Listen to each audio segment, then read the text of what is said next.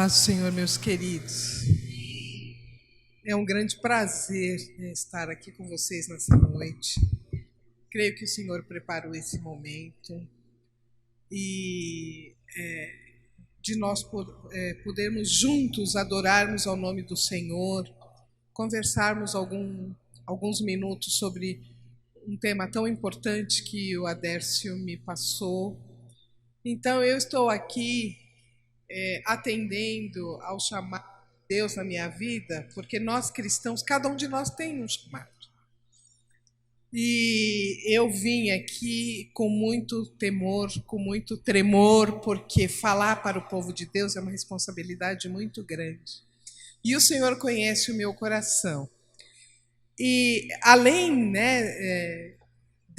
desse momento principal das nossas vidas, que é estarmos juntos para adorar ao nome do Senhor, para glorificar o nome dEle, para aprender mais dEle, para que nós possamos edificar e viver melhor para o Senhor, com o Senhor e com aqueles que nos rodeiam, sendo eles cristãos ou não, porque nós temos que ser sal nesta terra insípida.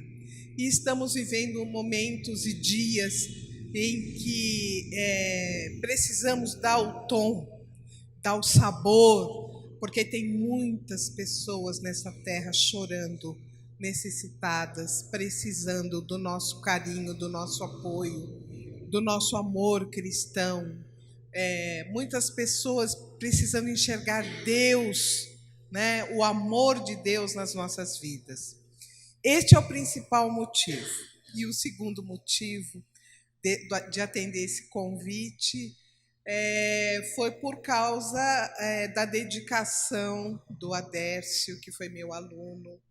E ele foi sempre um rapaz, um menino jovem, e eu posso dizer que é um menino, porque tem a idade de ser filho. Então, que sempre se dedicou, sempre deu o melhor dele ali na escola para aprender mais, sempre atento, sempre perguntando, sempre questionando. Então, em nome dessa dedicação dele, eu me senti no dever de atender ao convite que ele me fez. E também quero agradecê-lo, né, pelo convite, pela confiança.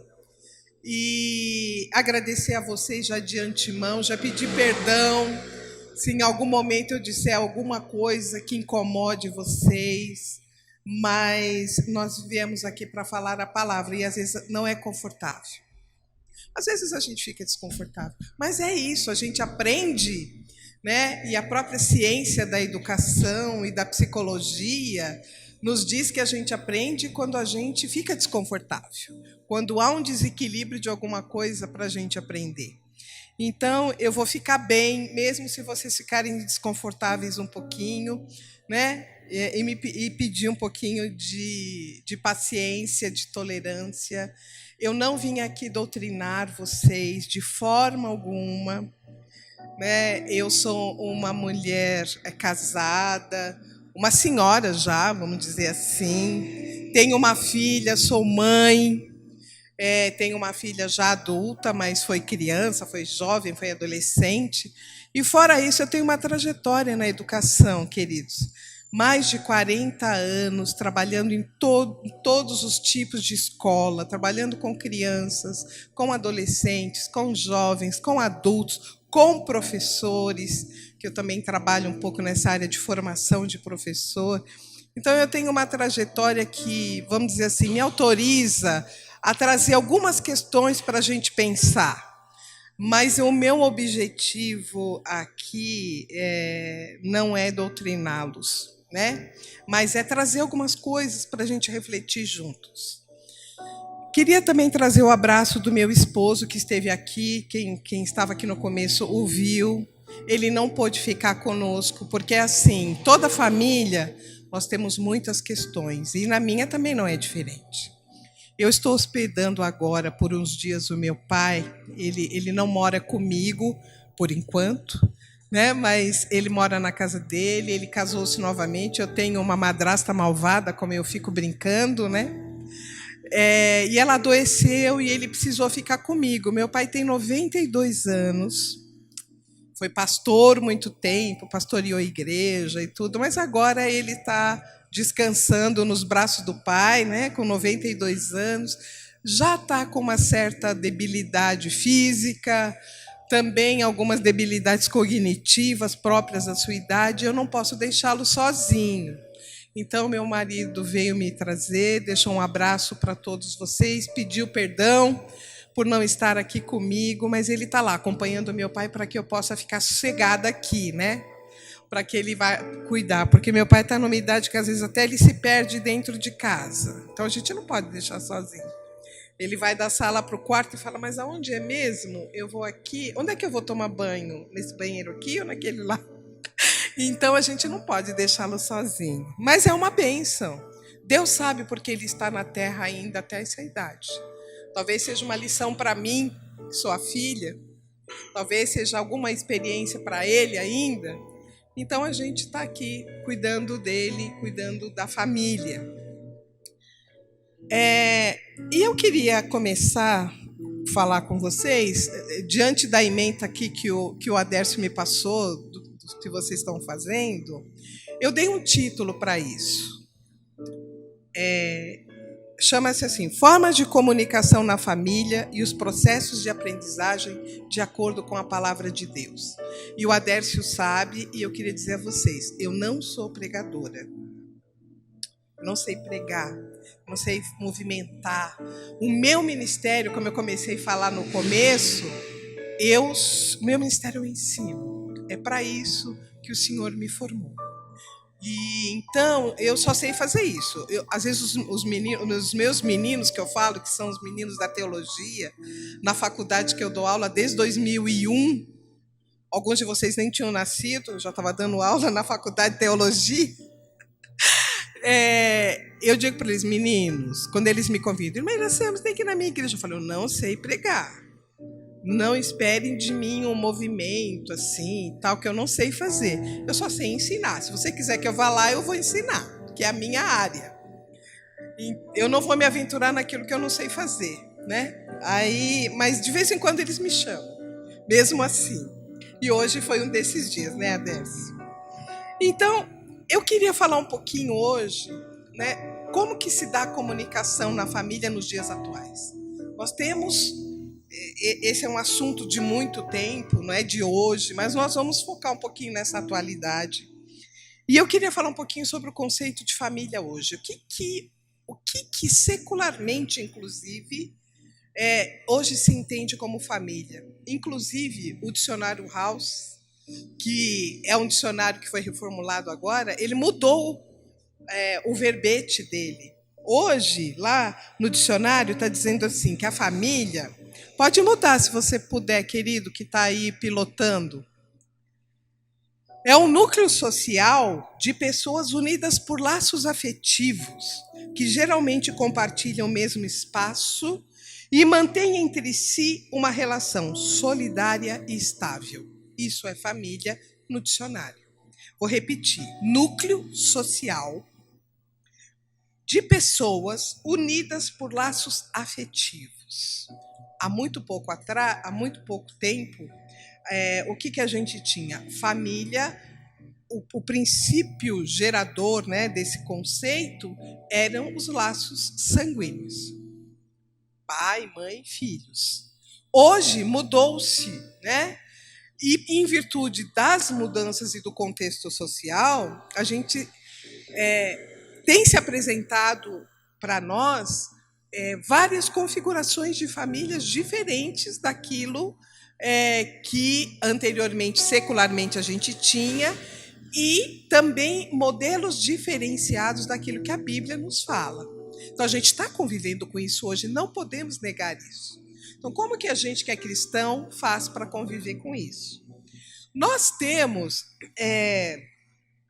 um outro conceito que diz assim: grupo de pessoas que convivem diariamente, compartilham, se ajudam, conversam e estão juntos em todos os momentos da vida, dando apoio, amor e proporcionando momentos de trocas afetivas.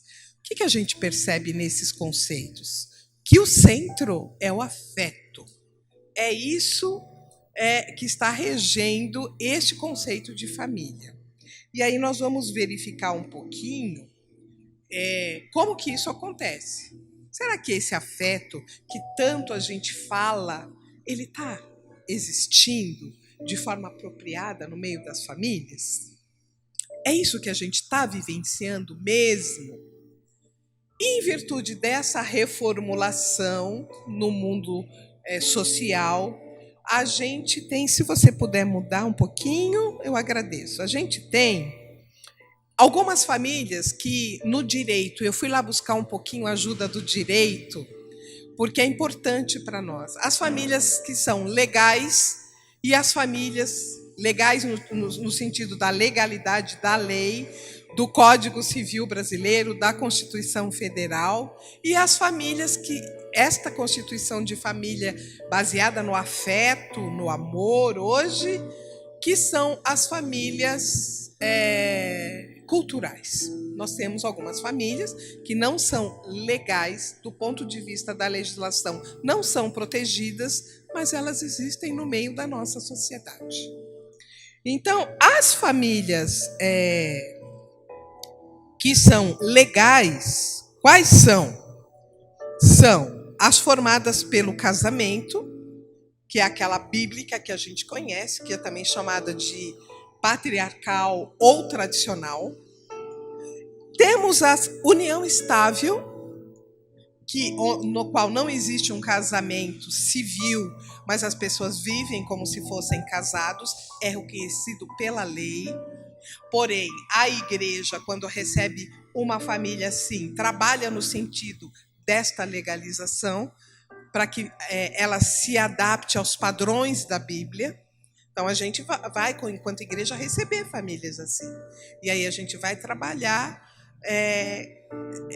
no sentido de adequá-las ao padrão bíblico. E a família monoparental, o que é essa família monoparental? É a família em que um dos genitores é o responsável pela família. Geralmente, 90% das vezes é a mãe, é a mulher que é a responsável. Então, a família é composta pela mãe e pelos filhos. Porque o marido ou é falecido, ela é viúva, ou ela é divorciada por algum motivo, ou o marido se ausentou, desapareceu, sumiu, e ela toma conta dessa família. E a família adotiva, que é a família substitutiva, quando a criança é alocada numa família e recebida como filho.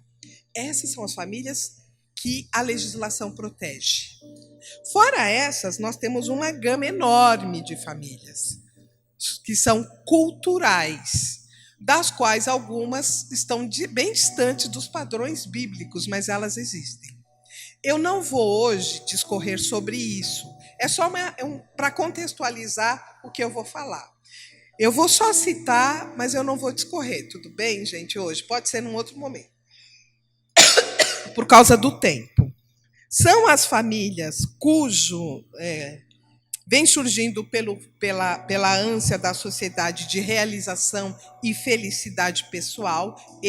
Por isso que eu tomei ali o conceito de família que está circulando na sociedade, que é o que rege o princípio da organização dessa família, que é a afetividade, que se configura como um laço tão forte como o sanguíneo na nossa sociedade. São as famílias homoafetivas, tanto de homens quanto de mulheres. São as famílias paralelas e simultâneas. Existem algumas famílias, alguns casais que têm famílias fora do seu casamento, né? Famílias que hoje está bastante forte. Inclusive, ao sair de casa, eu vi na televisão isso. São as famílias poliafetivas, que é o poliamor. Depois vocês podem buscar por aí. É o que está surgindo na nossa sociedade. A família parental ou anaparental, que são as famílias que são formadas somente por laços de afetividade e algum parentesco, só os filhos que vivem juntos, os primos, os tios, mas não têm os ascendentes, que são pai e mãe. As famílias compostas pluriparental ou mosaico, que é aquelas famílias formadas pela recomposição de outras famílias. Então, há um divórcio, o pai separa da mãe, o pai constitui uma outra família, a mãe constitui uma outra família, e a família passa a ter os filhos de sangue e os filhos que são enteados. Então, são as famílias pluriparental ou mosaico. E como que essas famílias se organizam, né? As famílias que são naturais, extensa ou ampliada, a família eudemonista, cujo princípio é a busca da felicidade a todo custo. Então, é isso que o direito traz num artigo importante que eu li, e um artigo, vamos dizer assim, que tem qualidade, né? que a gente pode confiar. Por que eu estou trazendo tudo isso para nós nessa noite? Porque nós convivemos com isso. Como que a gente, como cristão, vai pensar na nossa convivência com isso? Como que as nossas famílias vão lidar com isso?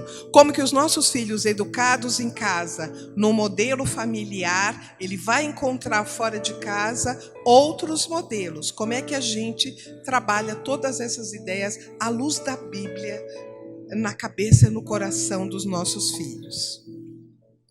Bom, eu vou pular alguns, porque eu já fui falando. Eu quero que você coloque para mim, querido que está aí me ajudando, o slide que começa assim: segundo Sérgio Rezende. Isso. Antes, mais um.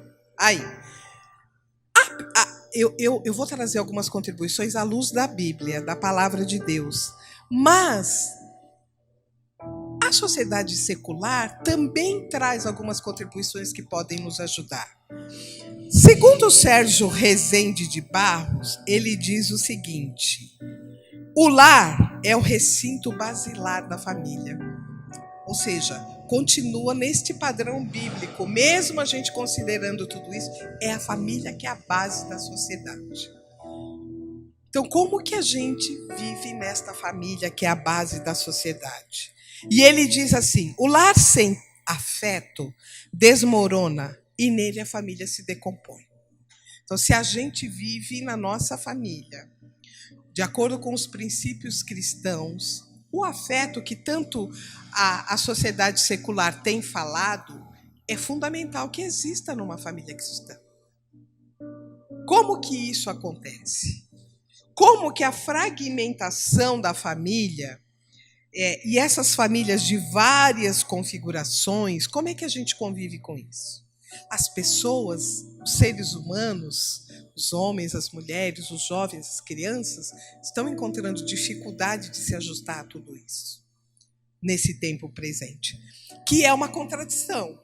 Embora, né, o argumento para a formação de vários tipos de famílias, tanto as legais como as sociais que existem, é o afeto, é a busca da felicidade, é o amor, a gente tem sofrido muitos problemas nesta adaptação.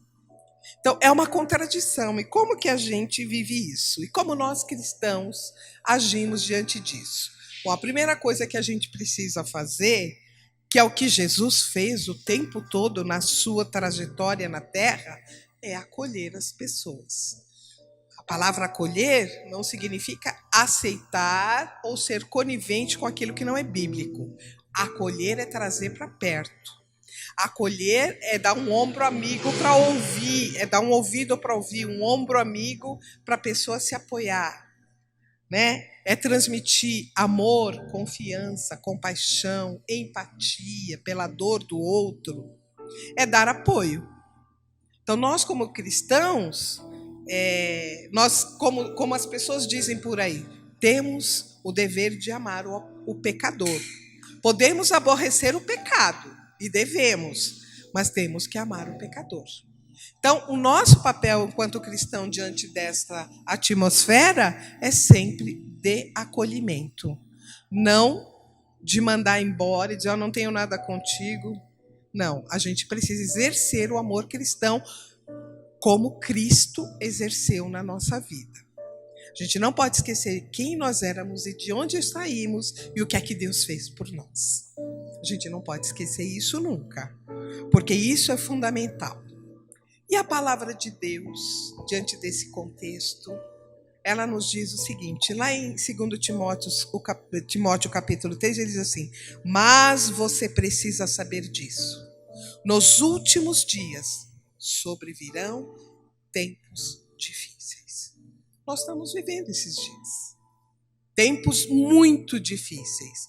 Por isso que essa questão da afetividade, do amor, ela às vezes se perde. Porque nós estamos vivendo, né?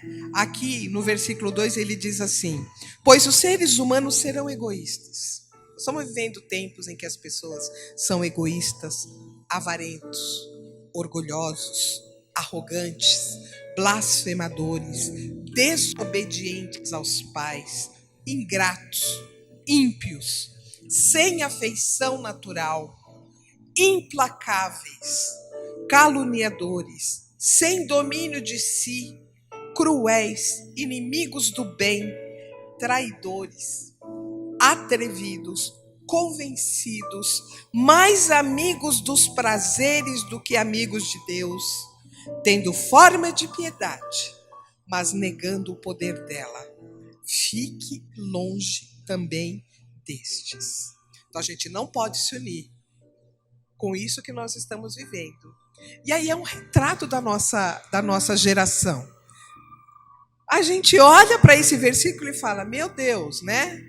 O que está acontecendo? Todo mundo assim, cada um olhando para si mesmo.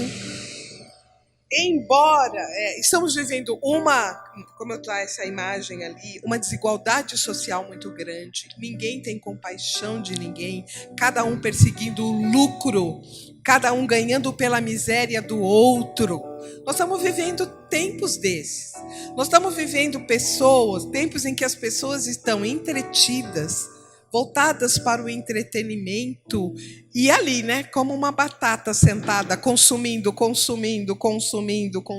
enchendo-se de tantas coisas, sem reflexão às vezes, indo, né, conforme a vida vai levando. Nós temos muita gente assim. E, infelizmente, nós temos visto muitos jovens assim. O que você... Eu sei porque eu vivo no meio deles, né? Eu digo: meu querido, o que você pensa da sua vida? Eu não tenho nada que perder, eu não tenho nada para fazer. Eu falei: menino, você tem 16 anos. Como você não tem nada? Você não sabe nem ainda nada da vida, você não experienciou nada. O que é que você não tem a perder? Ah, eu não sei o que eu vou fazer. Eu não penso nada, professora, não penso nada. Então, a gente vê uma contradição, né? As pessoas estão perdidas. E é dever da igreja ajudar essas pessoas, trazer para perto. O meu ministério eu exerço todo dia, gente. Todo dia. Não preciso ficar fazendo uma pregação de horas, mas eu olho para aquela alma abatida daquele meu menino que está na minha frente e digo: por que você está triste hoje? Ele se assusta. O que está acontecendo? Aí ele me conta. Quando ele abre a porta, aí a gente traz a palavra. Né? A gente traz a palavra, traz o abraço de Deus, traz o aconchego de Deus. Embora, volta um pouquinho, querido, só mais um. Embora a gente viva conectado mundialmente, globalmente, nós estamos vendo pessoas extremamente solitárias, cada um sofrendo no seu canto. E depois dessa pandemia, e durante essa pandemia, a gente vivenciou isso. As pessoas estão extremamente solitárias. Como que a gente alcança essas almas? Como que a gente alcança o coração dessas pessoas por meio da palavra de Deus? E dentro da nossa casa nós estamos vivendo isso. Os nossos filhos solitários, sofrendo sozinhos. Não tem diálogo, não há comunicação. O nosso marido, a nossa esposa. Como que a gente resgata isso? pela palavra de Deus. É isso que eu vim conversar um pouquinho, se é que eu vou conseguir ajudá-los um pouquinho a pensar. E a última imagem que eu trouxe ali é assim, muita gente vivendo, muda um pouquinho, querido, freneticamente, tô vivendo, tô na balada, tô me matando, tô bebendo, o consumo de álcool, gente. Haja vista, você entra no supermercado, há bem pouco tempo, o lugar das bebidas era um lugar pequeno. Observa isso quando você for a qualquer supermercado. Hoje tem um espaço enorme de bebida. Vinho de todos os tipos e gostos e tal. O povo está bebendo demais, está se embriagando para não encarar os seus próprios problemas, sua própria realidade. Muita gente não descobriu o caminho da busca, que é o Senhor Jesus. O caminho da oração, o caminho da entrega. Muitas pessoas dizem para mim, você tem 40 anos na educação, você tem uma energia. Eu digo, é Jesus na minha vida. A minha energia é Jesus. Quando eu chego num lugar, eu olho para as pessoas, elas estão abatidas. Eu digo, não, Jesus, eu não posso viver assim. Me ajuda, me dá energia. Outro dia um colega meu, menino de 29 anos, professor de história, cabeça mil, muitas ideias, inteligente, falou para mim, Iracema, eu queria ser igual a você quando eu crescer. Eu falei, você não vai ser, amor. Aí brinquei, né? Sem ser sexista, nada, só uma brincadeirinha. Eu disse, primeiro que você é homem, a estrutura masculina é diferente da feminina. A mulher, né, subia a chucana, pula num pé só, faz tudo junto. E o homem já não, eles já tem uma estrutura mental, de organização diferente. Segundo, você é muito devagarzinho, meu querido. Por que ele disse isso? Porque estávamos subindo a escada na escola, isso em 2016. Pouquinho tempo, 5 anos. Para mim é pouco. A gente estava subindo a escada na escola e os meninos me viram, sexto ano, aquela galerinha, me viram e grita, a professora Iracema vem vindo, não fica um. Aí ele disse, como você consegue fazer isso? Eu falei, olha, eu não grito, é verdade, eu não sou de gritar, eu não sou de maltratar, mas eu tenho uma postura que Deus me ensinou, eu aprendi pela palavra. Então, tratar todo mundo igual, tratar todo mundo bem, mas no meio da aula chegou correndo, eu digo, parou, minutinho, querido, você não está entrando na sala da sua casa, nem mudando da cozinha para a sala. Você está vendo que tem gente aqui que nós estamos falando? Por favor, pare e peça licença. Aí ele para e fala, dá licença, professora. E eu, muito maliciosamente, digo, não, agora não. Você fica aqui um pouquinho, quando eu terminar de falar, você entra. O que é isso? É ensinar. Isso é ensinar. Então, a gente tem que... É assim que a gente vai ensinando. E em casa também. E pelo exemplo, né, gente? Eu nunca chego atrasado. Eu me mato, mas eu nunca chego atrasado. Eu nunca cancelo uma prova. E eu vejo meus colegas mais jovens, mais preocupados. Eu não sou, eu sou tensa. Eu marquei dia 20 às 18, quando é 10 para as 18, eu estou aqui. Por quê? Porque eu aprendi assim. Então os meninos falam, professora, vamos adiar a prova. Não, por quê? Nem que eu fique da meia-noite às 6 preparando, porque eu não tive tempo, mas na hora da prova, a prova está lá. São exemplos. Isso é para a família. Eu estou trazendo isso para a família. Hoje, o que a gente está enfrentando? E eu não estou falando isso, gente, como uma crítica. São fatos que eu trouxe. Nós estamos vivendo um mundo de mudanças. A mulher está no mercado de trabalho. Isso muda a estrutura da família. Não, Iracema, você está falando que a mulher não tem que trabalhar. Ao contrário. Eu saí de casa aos 15 anos para trabalhar. Voltei agora. Eu tenho 62 anos. Eu voltei agora, em fevereiro, porque me aposentei depois de 46 anos de trabalho. Voltei agora. Então, eu sempre fui uma mulher trabalhadora. Sempre, 7 horas da manhã, eu estava dentro da sala de aula. Então, eu não estou falando contra, não. Mas a gente que é uma mulher trabalhadora, ou nós que somos uma família em que as mulheres trabalham, precisamos pensar estratégias de como lidar com as questões. Isso é fato. E é diferente daquela mulher que fica em casa, que é dona de casa e que trabalha muito, muito, muito, muito. Porque ser dona de casa não é fácil. É muito trabalho mesmo. Incansável e assim, quando você chegou no último, você olha para o primeiro, já está tudo para fazer de novo. É muito ingrato esse trabalho, né? Então, mas a pessoa está mais presente, não está tão ausente. A liberdade de construir famílias, com casamento ou não, isso também traz algumas questões. Eu tenho uma amiga que tem um filho, o menino dela deve ter uns 32 anos. Ele já teve 3 esposas, entre aspas, já tem 3 famílias, porque com cada uma ele tem um filho. O menino tem 32 anos. E agora onde ele está? Na casa da mãe. Porque não deu certo com A, nem com B e nem com C. Então, essa é uma realidade, gente. E essas crianças? A minha questão, que eu estou do outro lado, que eu sou a escola, aí eu recebo 10 desses meninos criados nesse contexto e eu falo, o que eu faço com esses meninos? Não tem hora, alguns deles não tem hora para dormir, não tem hora para acordar, não tem hora para comer, não estuda, não tem acompanhamento. Quem é o seu pai? Ah, meu pai. Quem é a sua mãe? Ah, minha mãe sai às 5 da manhã e chega às 8 da noite. E você chama a mãe às vezes, mãe, o seu filho está dormindo durante a aula inteira. Ela fala, professora, eu não dou conta. Eu saio às 5 horas da manhã, pego 3 condições. Quando eu chego, eu tenho que fazer o almoço para eles amanhã. Não tem condições. Quando eu deito às 11 horas, eu acapoto. Então, gente, aí a gente tem que ir. Como que a gente vai lidar com tudo isso? A liberdade sexual, que é a questão do menino, do filho da minha amiga. Né? Essa liberdade...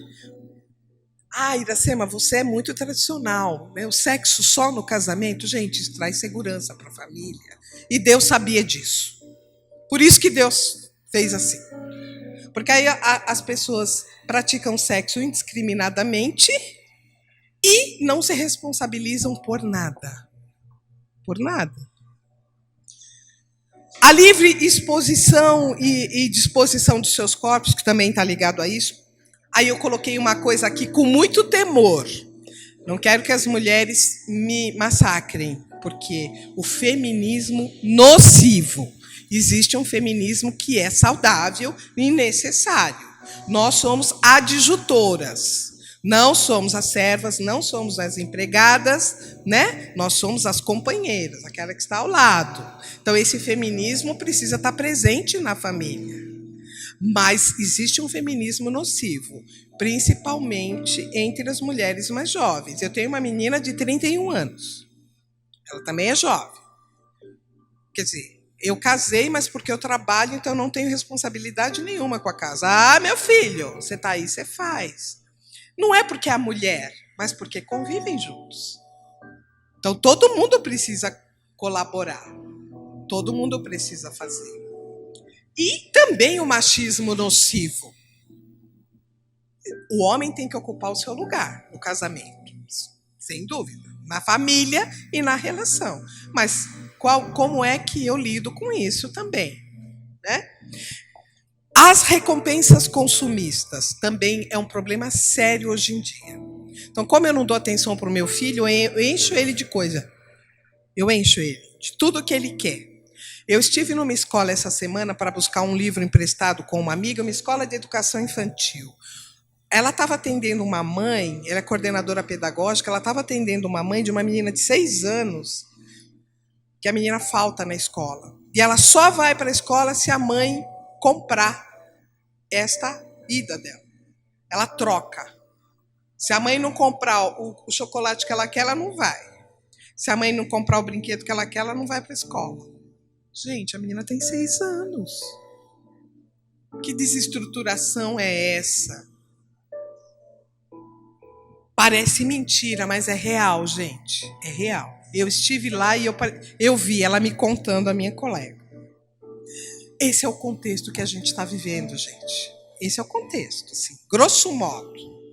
Nós estamos no meio de tudo isso. E isso também está dentro da nossa casa. Pode não estar tudo isso, mas algumas coisas estão também. Como que a gente vai lidar com isso? E aí, eu trouxe aqui, como eu sou professora de português, não posso negar, está no meu sangue.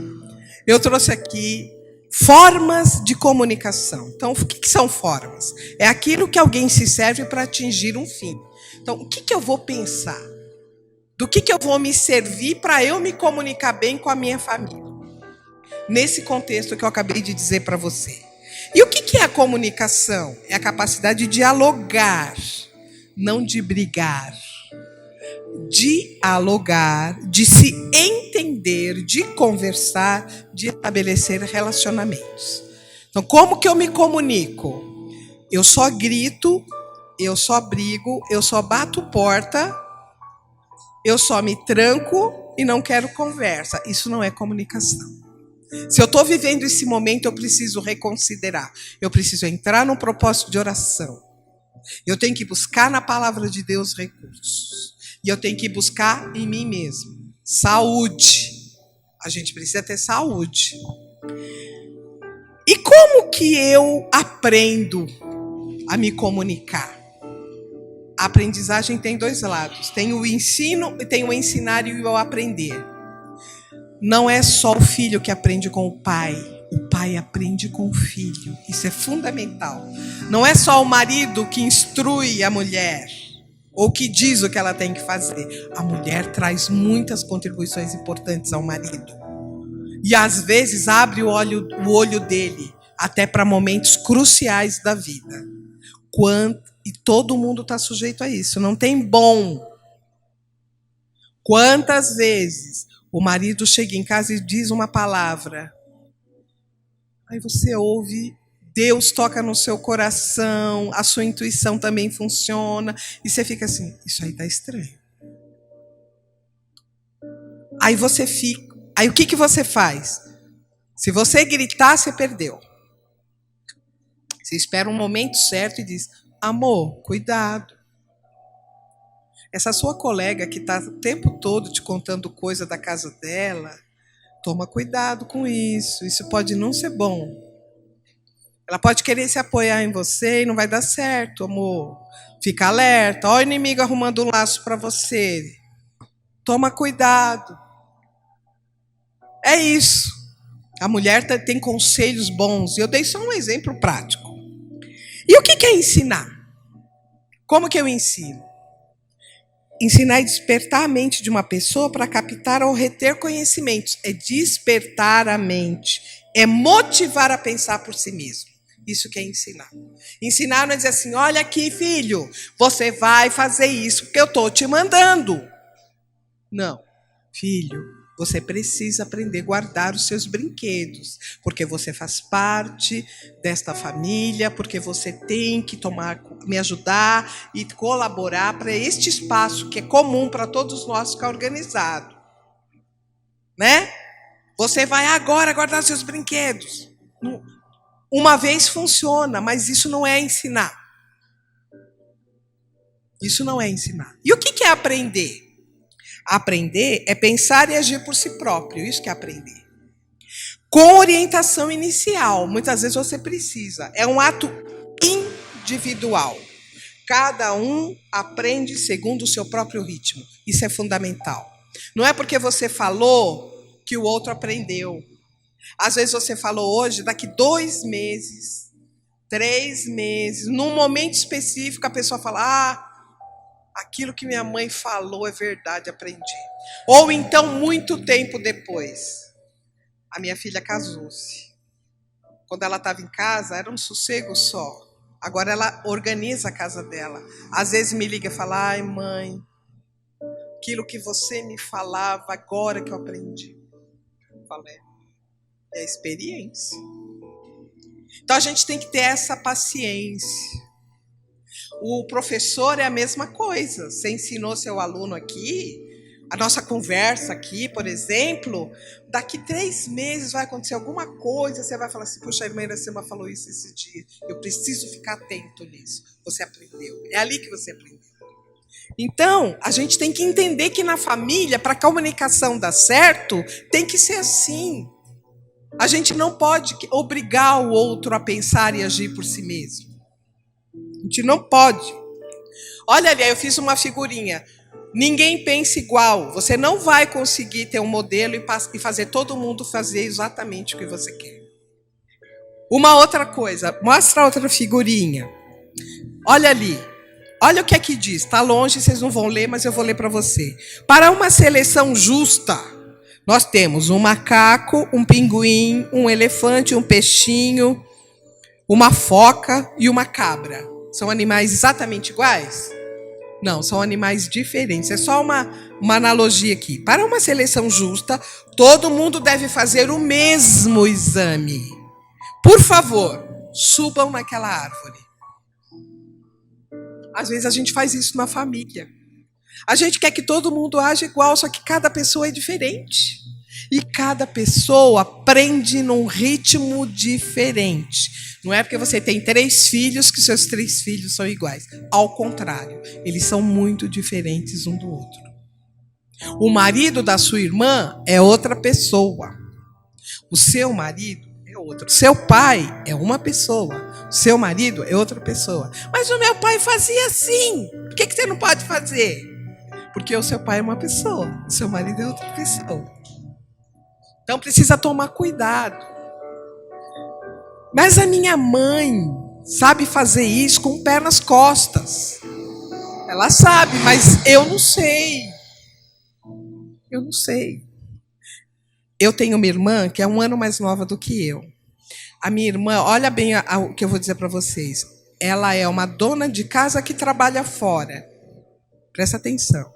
Eu sou uma mulher que trabalha fora e tem uma casa para cuidar. É totalmente diferente. Totalmente diferente. Então, gente, com quem que você está convivendo?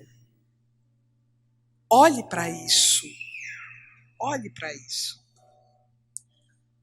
Outra coisa relativa a isso, eu vou ler um versículo da palavra aqui, que diz assim, ora, todo aquele que se alimenta de leite é inexperiente na palavra da justiça, porque é criança. Mas o alimento sólido é para os adultos, para aqueles que pela prática têm as suas faculdades exercitadas para discernir não somente o bem, mas também o mal. A Bíblia nos ensina. Não dá para você cair matando com um monte de coisas e teorias na mente de alguém que ainda é criança naquele sentido. A nossa percepção, nós temos que orar para Deus nos mostrar. Irmãos, Deus mostra como a gente faz. Então, a nossa família, a gente precisa tomar cuidado com as diferenças. A gente tem que tomar cuidado que a gente pode passar até onde tem o... Pode passar.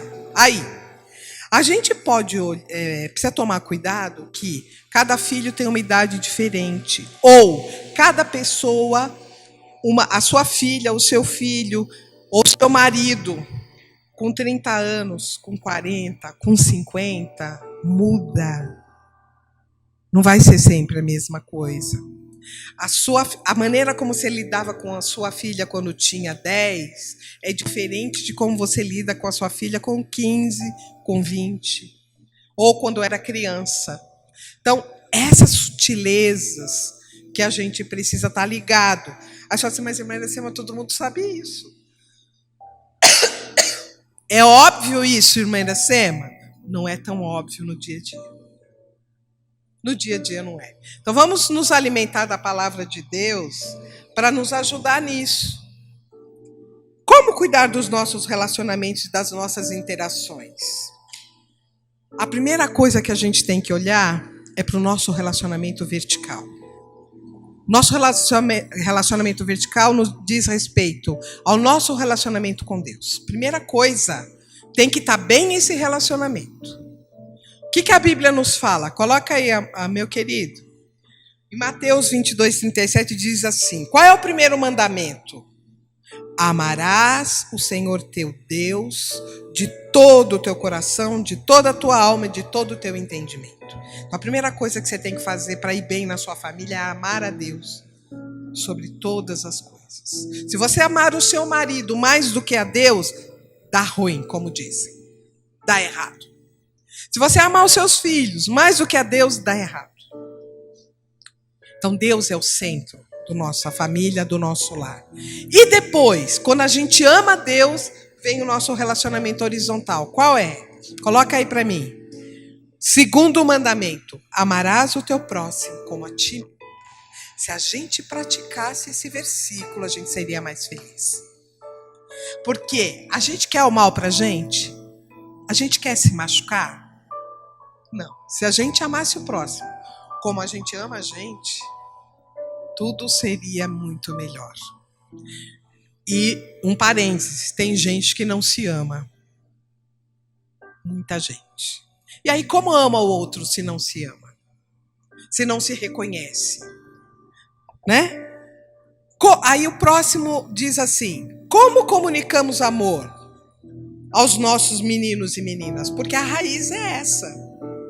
A raiz é o amor. Como que a gente comunica amor?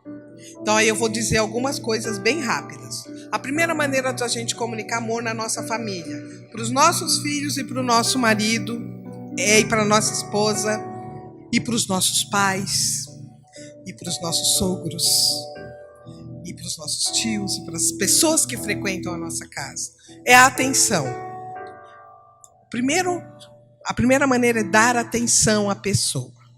Todo ser humano precisa ser notado e reconhecido. Todo. Como uma pessoa de valor. Todo mundo. Jesus foi o primeiro. Ele nos amou primeiro e ele nos deu valor quando nós ainda não merecíamos. A gente esquece da palavra de Deus. Então a primeira coisa é dar atenção. Aí eu coloquei uma frase aqui: a indiferença mata. Se você é indiferente, você mata uma pessoa. Você chegou em casa, sua esposa, está o jantar pronto? Você chegou em casa, seu esposo fez o jantar? Coma e agradeça. Elogie. Isso é reconhecer. Elogie. Obrigada, amor, eu estava com tanta fome.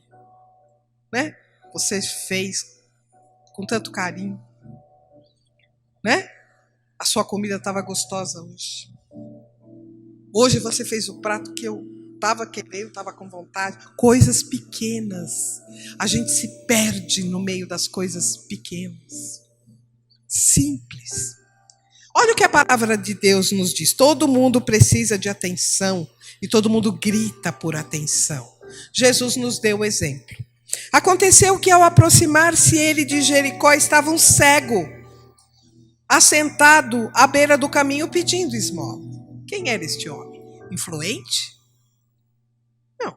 Um cego pedindo esmola. E ouvindo o tropel da multidão que passava, perguntou o que era aquilo. E anunciaram-lhe que passava Jesus, o Nazareno. Então ele fez o quê? Clamou. Ele clamou: Jesus, filho de Davi, tem compaixão de mim. E os que iam à frente o repreendiam para que ele se calasse, porém cada vez ele gritava mais: Filho de Davi, tem misericórdia de mim. O que Jesus fez? Parou. Então Jesus parou e mandou que lhe trouxessem. Quantos de nós temos pessoas dentro da nossa casa gritando por atenção e a gente não ouve? E tendo ele chegado, perguntou-lhe: o que queres que eu te faça?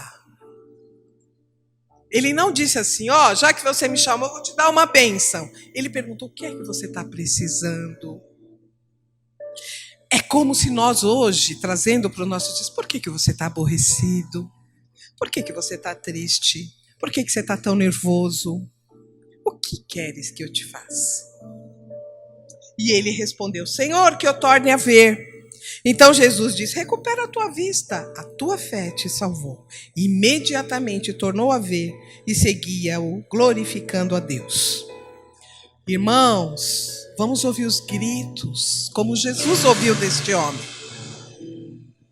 Se uma coisa está muito insistente, se a pessoa está reclamando muito de uma coisa, o filho, o marido, a esposa, pare para ouvir.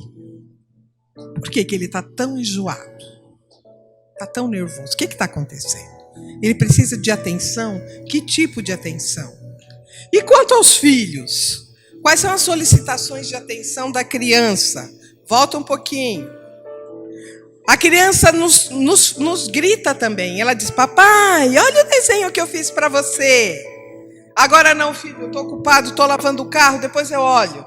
Pare, como Jesus fez com o cego. Pegue o desenho na mão, olhe para o desenho. 1 minuto. Fala, que lindo. O que é isso aqui? O que você desenhou aqui? Vai brincar agora, já vi o seu desenho. Guarda o desenho lá para a gente pôr no arquivo ou para a gente pendurar na parede. Já satisfez a necessidade de atenção. Hoje eu me machuquei, está doendo, sopra para mim.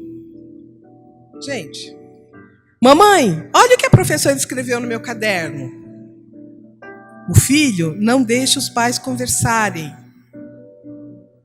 Você não tem que ficar escravo do filho, mas olhe para ele. Por que ele está assim? O que ele quer? Não quer ir para a cama na hora de dormir e diz: quero ficar com você. O que está acontecendo? Pastor, reverendo, olha a Bíblia que eu ganhei. Gente, Deus nos dá atenção. E a Bíblia registra isso.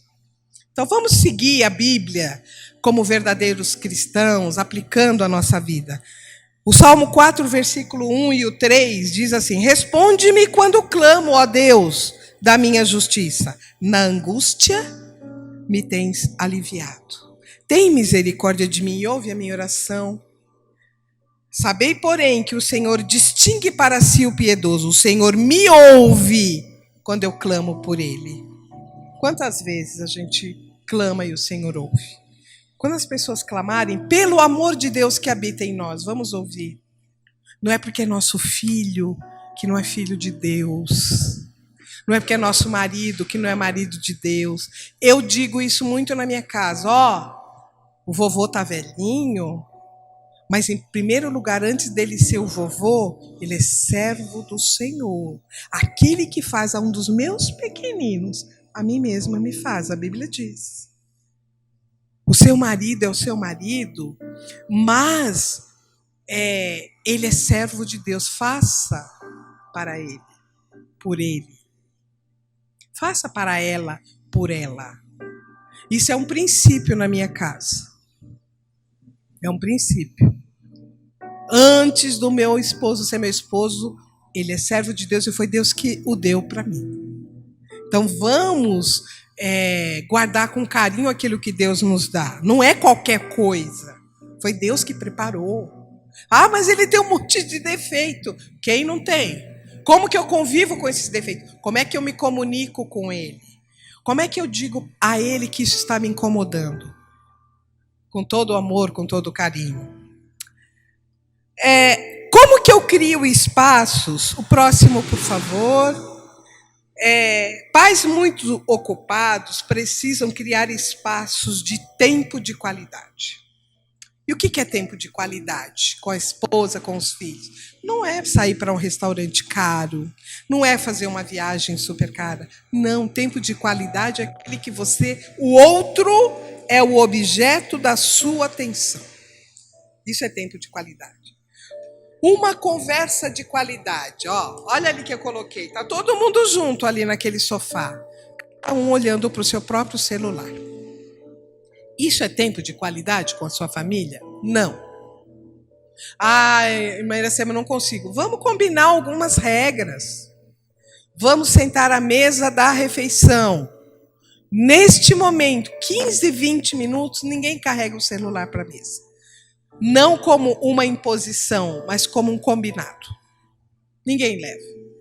Vamos olhar um para o outro, vamos conversar. E eu tenho uma experiência para compartilhar com vocês. Eu li um texto com os meus alunos que dizia assim: dois casais vizinhos de apartamento, porta de apartamento, e um dia, isso é uma fantasia, né? Mas é uma alegoria, uma ilustração. O marido entrou no apartamento errado. O marido entrou na casa do outro. Trocaram. Ninguém percebeu a troca. Só perceberam a troca no dia que a televisão quebrou. Um olhou para o outro e disse: o que você está fazendo aqui, vizinho, na minha casa? É uma crítica, né? Dos costumes. O que você está fazendo na minha casa? Como quê? Como assim? Eu pergunto: o que você está fazendo na minha casa? E a partir dessa crônica do dia a dia, nós levantamos uma discussão na sala. Eu descobri que nenhum dos meninos conversavam em casa, nem comiam juntos.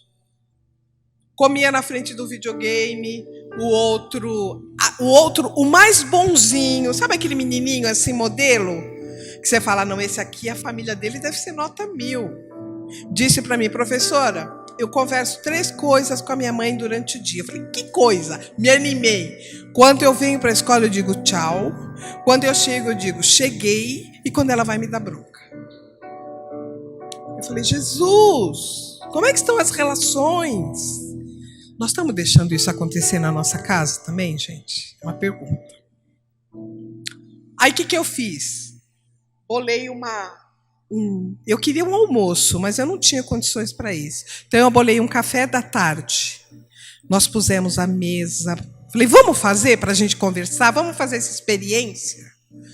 Botei a toalha, juntei todas as carteiras, fiz um mesão com toalha, talheres. Trouxe toda a minha casa, os colegas colaboraram. Mesa, talher, comida, tudo. Aí fui ensinar. Comunicação, conversar com o outro. Fui ensinar, servir o outro. Você quer mais um pedacinho de pão? Passa para mim ali, por favor. Não avançar na comida. Vamos ter convidados. Quem que a gente vai convidar? Tudo isso é aula de comunicação. Quem a gente vai convidar? Eles quiseram convidar a inspetora de alunos, a coordenadora pedagógica e a moça da faxina, que limpava a escola. Nós trouxemos as convidadas. Eles serviram as pessoas, conversar. Nós ficamos da 1 até as 4 da tarde em volta daquela mesa, trocando ideia, conversando, um conhecendo o outro, um sabendo do outro. E eles adoraram. Professora, vamos fazer isso todo dia. Eu falei: todo dia não dá, mas pede para a mãe fazer em casa. Faz isso, põe a mesa você. Quantas vezes o menino chega para mim chorando, diz: eu odeio a minha mãe, professor, odeio ela. E eu digo: será que você odeia mesmo? Você já falou para sua mãe o quanto você está triste pelo que ela está fazendo com você? Aí ele diz: eu não posso falar porque ela não deixa eu falar. Eu falei: vou te ensinar. Você não sabe fazer café, mas pega aquele suco Tang que tem na gaveta. Sei. Você mesmo faz. 1 litro de água, mexe o suco. Não precisa nem pôr açúcar. Pega 2 copos, põe na mesa e fala: mãe, senta aqui para tomar esse suco. Quando vocês sentarem, você diz para ela: mãe, eu estou triste. Naquele dia você me bateu sem eu merecer. E conta para a mãe. Isso é comunicação. Não é só gritar. Gritar. Né? Bom, a conversa de qualidade implica num diálogo, né? E tem que ser num ambiente acolhedor, amigável, senão as pessoas não se abrem. Conversar, gente, é perguntar e ouvir. Muitos pais fazem perguntas retóricas. Ele pergunta, mas ele não ouve o que o filho tem a dizer. No momento da conversa, que você quer conversar, não dê ordens. Ou, entre o casal, não fale só o que é ruim, fale o que é bom. Toda vez que eu chamo um pai para eu atender na escola, o menino pode ser o pior aluno da minha aula, da minha sala, eu começo dizendo o que é bom dele. Oi, mãe, que bom que você veio. O que o Anderson fez agora? Eu digo, ele está exercendo um dom que ele tem que é fantástico. Qual? Ele conversa com os colegas. Ele se comunica muito bem, mãe. É mesmo, professora? Eu falei, é. Ele atrai as pessoas para si. Quem sabe ele será um grande vendedor no futuro. Ele sabe conversar. Porém, mãe, sabe, a gente precisa ajudá-lo, porque ele está se perdendo nisso. Ele não presta atenção na aula. Ah, eu falei, então, a senhora me ajuda lá e eu ajudo ele aqui. Então eu vou dizer para você, ó, a partir de hoje ele vai sentar onde eu colocar. E se ele reclamar, a senhora já sabe que eu tirei ele de lá porque está prejudicando ele naquele momento. No outro ele volta. Então, olhe para as pessoas e diga o que elas têm de bom na sua casa. Os seus filhos. Fala, filho, eu estou triste com você hoje, mas você é um menino tão bom. Você é um menino crente. Você é um menino que ora. Você é um menino que acolhe as pessoas. Mas por que você agiu desta forma? Eu fiquei triste. Você estava nervoso naquele dia? Então, a gente precisa exercer aquilo que Jesus ensina na Bíblia inteira, né? No Novo Testamento todo, e que Deus ensina. Por causa de Deus não destruiu a cidade enquanto ele não saiu. Não vamos tocar fogo na cidade com todo mundo dentro. Deus nos ensinou. Outra coisa, né? Não interrompa a fala do outro. A gente interrompe muito. É muito difícil esse exercício. E eu aprendi a discutir com meu esposo em casos pontos divergentes que não foi fácil. Nós mulheres somos mais apressadas nesse ponto. Por quê? Porque a gente acha que ele não está entendendo o que a gente está falando, então a gente fala assim, não, mas peraí. Não, deixa ele terminar de falar. Depois você continua e fala. Então a gente precisa ouvir o que o outro tem a falar. Fala. Pode falar, o que eu estou fazendo que você... E não deixa ele falar, ou a mulher também. O marido não, peraí. Você vai começar de novo com esse negócio. Ouça o que ela tem a dizer. Ela está gritando, como cego, lá na beira do caminho. A minha mulher é estressada. Será? Ou ela está ficando estressada por causa das situações? Do acúmulo de coisas? Daquilo que você está deixando para ela, né? Isso é um grande desafio. Então, a atenção é muito importante. Agora, vamos lá para o contato físico. O contato físico é muito importante. Que aconteça na família. Tem pais que não beijam seus filhos, que não abraçam seus filhos. Eu tenho alunos que às vezes você se aproxima deles, jovens, adolescentes, quando você se aproxima dele na carteira para olhar o que ele está escrevendo, a primeira reação dele é fazer assim. Aí você fala, meu Deus, eu já descobri, quando a criança ou o jovem age assim, ele apanha só. O pai ou a mãe só se aproxima para bater. Então ele tem que... Então, e o contato físico não é só abraçar e beijar. Coloca a mão no ombro. Eu faço isso.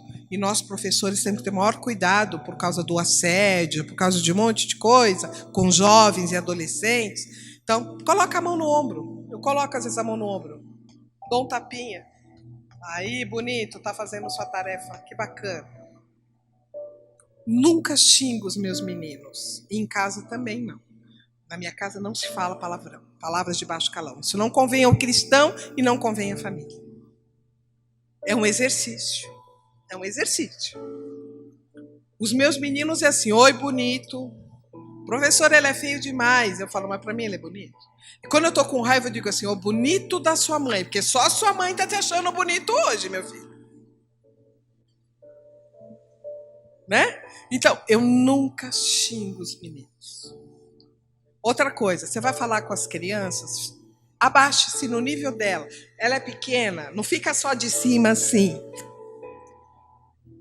Filho, por que você está fazendo essa birra? O que você quer? Vamos entender o que está acontecendo. Então, o contato físico nos dias atuais, muito contato físico, aqui eu até coloquei, as mães só chegam perto das crianças quando vão dar banho, quando vai vestir, quando ajuda a entrar no carro, quando eles estão dormindo e coloca na cama, porque elas não têm tempo. E é verdade, mas a gente precisa policiar isso. Os casais precisam de amor, não só de atração sexual, porque isso muda. Aquela paixão dos primeiros dias, dos primeiros anos, muda, precisa de amor. Amor, às vezes, é companheirismo. Gente, eu nunca me afasto do meu marido, eu sou uma mulher extremamente ocupada. Mas quando eu estou no computador preparando essa palestra, eu olho para ele, eu falo, ele está mais solitário, eu pego o notebook e vou lá perto dele. Coloco e digo, eu estou escrevendo um negócio aqui, me ajuda a pensar. A gente lava a louça juntos, a gente cozinha juntos. Qual foi a minha estratégia? Eu fiz uma pia na minha cozinha que tem 2 cubas pequenas. Por quê? Porque enquanto eu cozinho, ele lava. E enquanto ele lava, nós estamos ali. De vez em quando um bate no outro. De vez em quando eu estou cortando. Hoje mesmo, estava picando azeitona, pego a azeitona, ponho na boca dele. Isto é amor, isto é atenção, isso é contato físico. Eu estou de avental, ele desamarra. Isso é amor. Não é só a gente viver este relacionamento. Por isso que às vezes os casamentos não dão certo. Não é só na hora de deitar, né? Ou não só na hora do amor carnal, do sexo, mas é o tempo todo. Você é importante para mim. Você é importante para mim. Eu gosto da sua companhia. Olha, não é feminismo nocivo e nem machismo nocivo. Mas toda vez que meu marido chega do trabalho, eu abro a porta da casa para ele. Eu vejo o portão abrir e o carro entrar. Eu abro a porta. Por quê? Porque eu quero que ele se sinta bem-vindo. Toda a vida, eu tenho 40 anos de casamento. Todo dia que ele chega, eu abro a porta. Quando eu não abro, ele estranha. Quando eu não abro, eu digo, amor, eu estava com a comida no fogo, mas que bom que você chegou, corro lá e dou um beijo. É importante. Ele me trouxe aqui hoje, ele não precisava me trazer. Eu dirijo. A minha filha às vezes fala assim, mãe, você dirige, você é uma mulher tão independente, por que meu pai vai te levar? Eu falei, porque a gente gosta de ir junto. A gente gosta de ir junto, a gente vai conversando no caminho. A gente gosta de ir junto. Então, contato físico, pega na mão dele, dá um abraço. Outro dia, meu pai, que tem 92 anos, estava sentado, caiu uma árvore nossa lá da calçada, e eu percebi que ele estava pingando de suor, ele estava cortando a árvore. Eu entrei, molhei uma toalhinha e fui lá secando ele. Aí meu pai falou, nossa, meu Deus, olha, o que você está fazendo? Como é bom ter uma esposa, né, Ricardo? Falou para ele. Isso é carinho, gente. Isso é amor. Ai, você é a perfeita? Não, tem um monte de coisa que eu falo. Tem um monte de coisa que eu falo. Às vezes, para eu vir dar minhas palestras na igreja, eu tenho que fazer um concerto antes. Porque não dá para subir no altar do jeito que está. Ô, amor, me perdoa. Sabe? Me perdoa por hoje, por tudo que eu falei, porque eu vou para a igreja, eu vou ter que falar para os irmãos, e o Espírito Santo não pode me acusar, eu não posso cair lá como Ananias e Safira, né? Então, por favor, eu tenho que entregar o meu requisito. Jesus tocava as pessoas e tocava as crianças. Olha, 10, 13. Então, lhe trouxeram algumas crianças para que as tocasse. Mas os discípulos os repreendiam.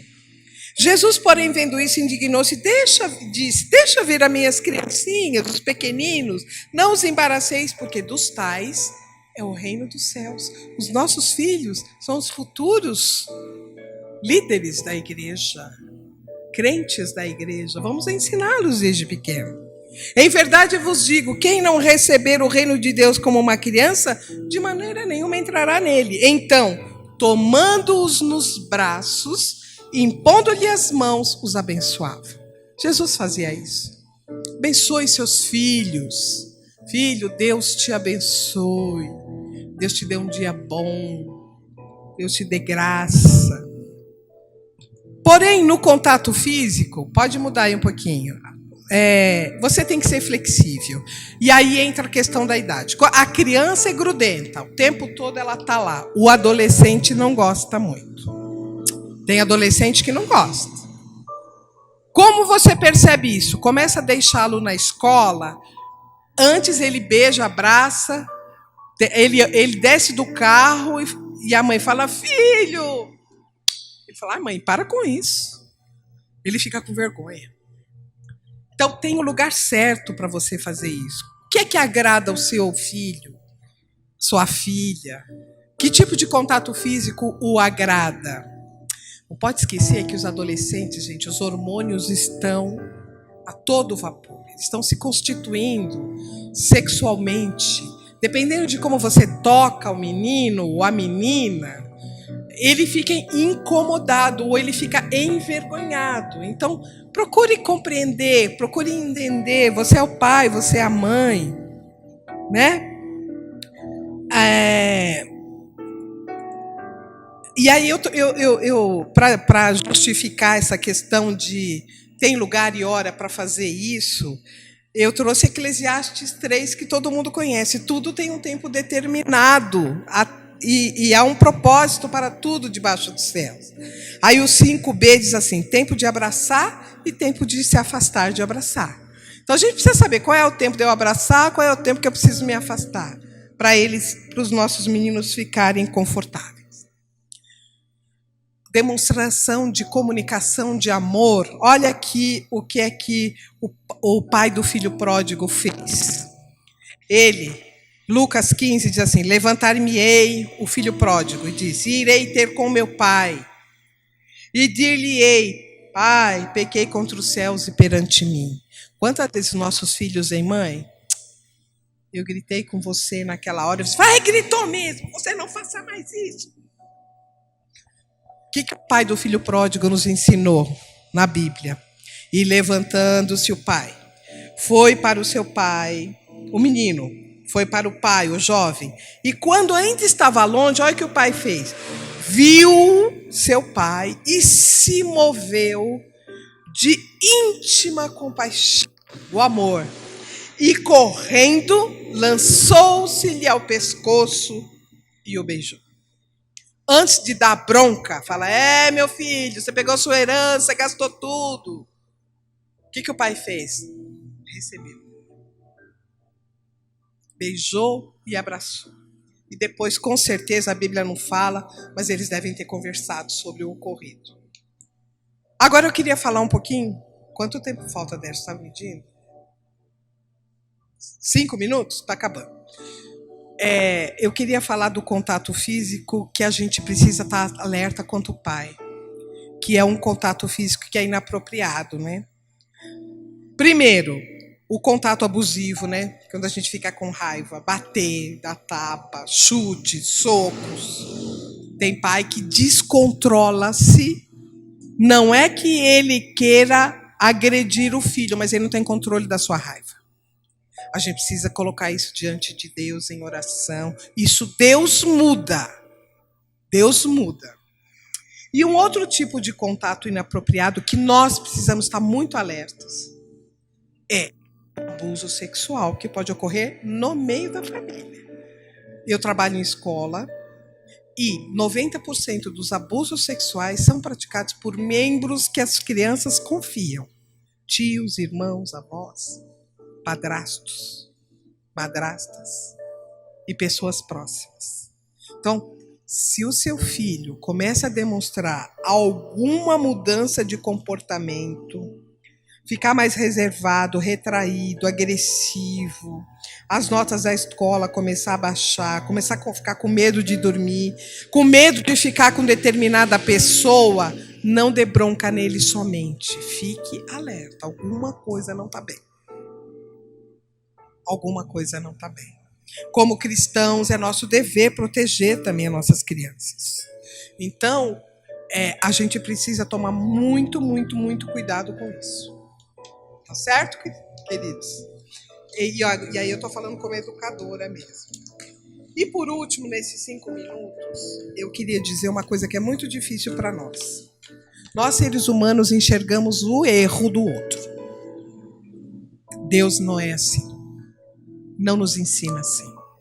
Precisamos trabalhar com as palavras de afirmação, ou seja, reconhecer o valor das pessoas e encorajar as pessoas, os nossos filhos.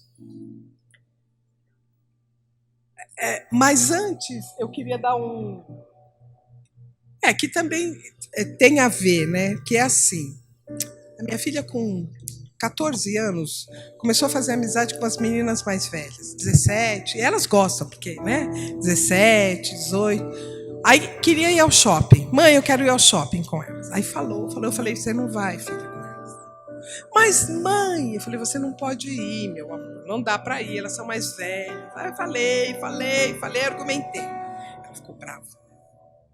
Ela saiu chorando, entrou no quarto, chorava. Eu estava lavando a louça e eu falei, Jesus, como é que eu vou explicar para essa menina? Meu pai me ajuda. Eu não quero irritá-la, não quero que ela fique nervosa. Deus me deu a palavra.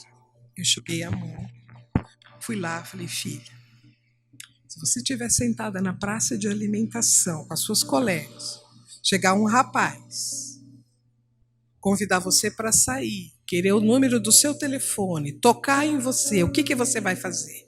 Ela olhou para mim assim, assustada. Não sei, mãe, o que eu vou fazer. Eu falei, é por isso que você não pode ir. No dia que você souber o que você vai fazer, aí você pode ir. Enquanto isso, você não pode ir. Você só pode ir comigo, com seu pai, porque a gente vai te proteger. Ela não chorou mais, acabou o choro, ela entendeu. Então a gente às vezes precisa buscar em Deus uma estratégia. E Deus dá, irmãos.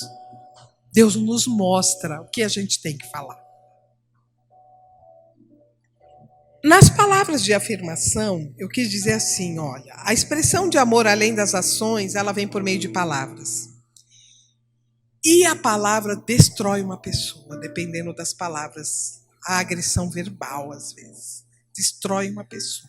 Se você diz o tempo todo para o seu filho, você é preguiçoso, você não faz nada, você é um irresponsável, só diz isso, ele se torna assim mesmo. Porque ele não acredita mais nele. Você baixa a autoestima dele e ele não acredita mais. Deus não faz isso.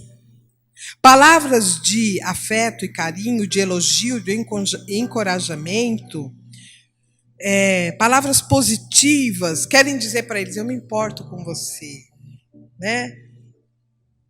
Provérbios 18 e 20 diz, da fruto da boca o coração se farta.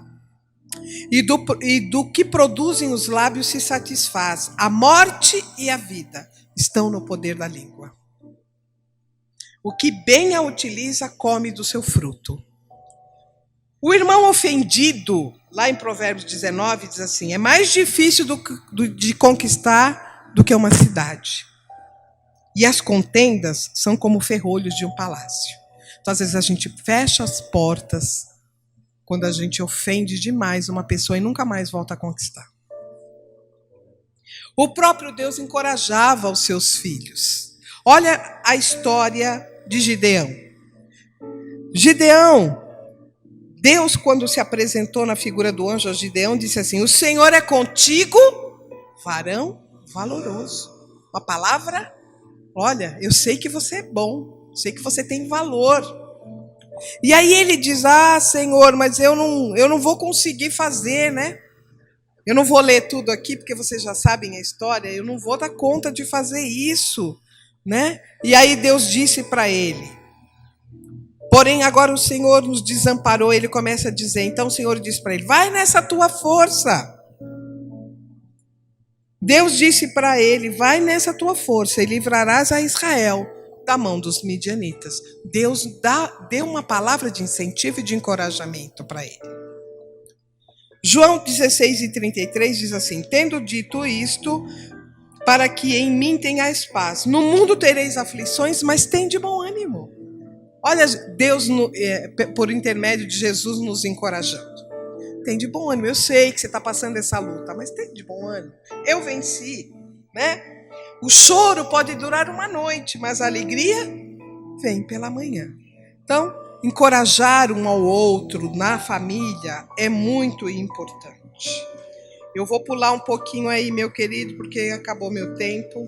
Eu já falei do tempo de qualidade. E eu vou lá para o final, aos pais e mães. Olha, mais um pouquinho.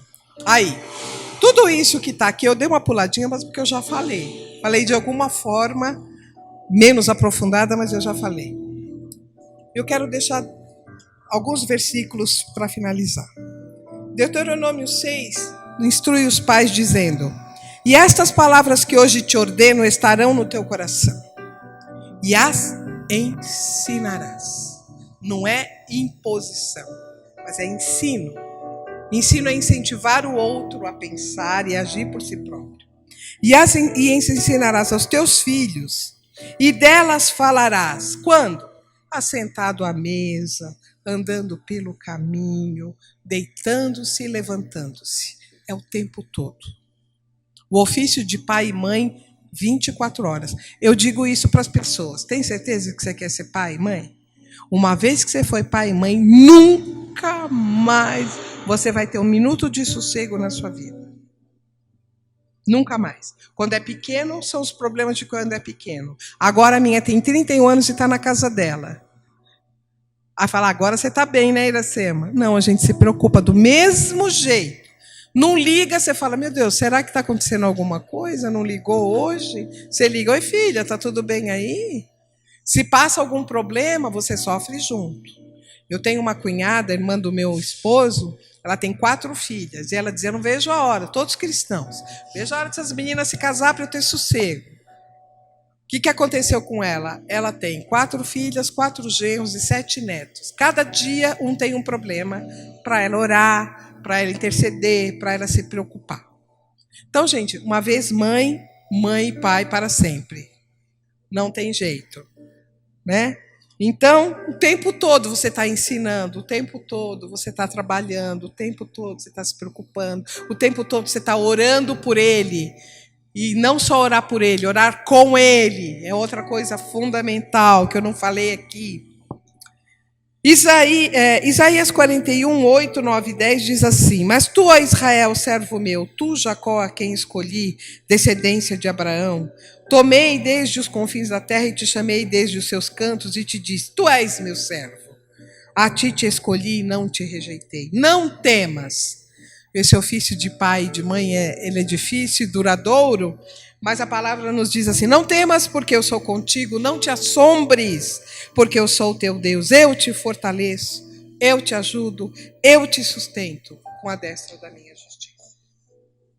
E para os filhos,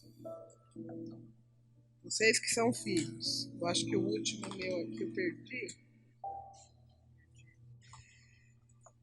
Enxergado. Ô, Dércio, lê para mim, Dércio, por favor. É Provérbios. Ixi, não enxergo. Estou ficando velhinha. Olha o versículo. Lê para mim na Bíblia, por favor, me ajuda. Para encerrar, Você já vem para cá, já encerra. Ouve, filhos.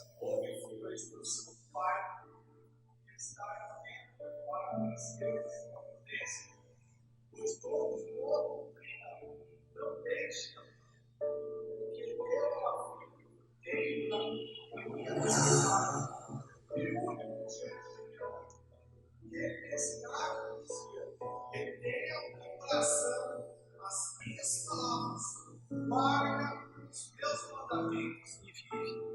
Ouve e acena as minhas palavras e se multiplicarão os seus. Então, filhos, como parte da família, amem os seus pais, obedeçam os seus pais, ouçam os seus pais, demonstrem amor e carinho por eles. E os pais, façam o mesmo pelos seus filhos e entre si como um casal. E eu sei que Deus vai prosperar a obra dele na vida de vocês e na sociedade por meio da família de vocês. Deus abençoe vocês grandemente. Obrigada por tudo, pela atenção. Me perdoem se em algum momento eu disse algo que vocês não ficaram desconfortáveis. Não precisa acreditar só em mim. Busque na palavra de Deus tudo isso que eu trouxe. Porque eu sei que Deus vai esclarecer melhor vocês. Deus abençoe. Agradeço em nome de Jesus. O Adércio pediu para fazer uma oração, se a gente puder ficar de pé, só porque a gente já está cansado de ficar sentado também e diante de Deus. Fazer uma oração pedindo a Deus que nos ajude. E eu queria dizer a vocês, a primeira pessoa a comer de tudo isso que eu escrevi aqui fui eu. Me fez recordar tudo que eu tenho que fazer. Quando eu trouxe alguns exemplos para vocês, são os momentos, porque existem momentos que eu também preciso muito buscar na presença de Deus a solução dos problemas de casa, da família e dos relacionamentos. Eu não dei esses exemplos para dizer a vocês que eu sou perfeita, não. Ao contrário, eu trouxe alguns exemplos, mas em outros momentos eu estou tão imperfeita como todo mundo e preciso buscar em Deus ajuda. Então eu comi essa palavra e eu queria que vocês comessem também. Senhor nosso Deus e Pai, derrama da tua bênção sobre a tua amada igreja agora. Guarda, Senhor, a tua igreja. Faz calar no coração deles todos, Senhor, tudo aquilo que falamos hoje. Faz frutificar o amor, a bondade. Faça-o ser sal da terra no meio dessa geração tão conturbada. Senhor, que nós possamos levar com sinceridade a tua palavra no meio desta geração. Abençoa esta igreja e faz prosperar. Em especial, os irmãos que estão à frente desse trabalho, que o Senhor possa dar a iluminação do Espírito Santo na vida de cada um. Em nome de Jesus agradecemos. Amém.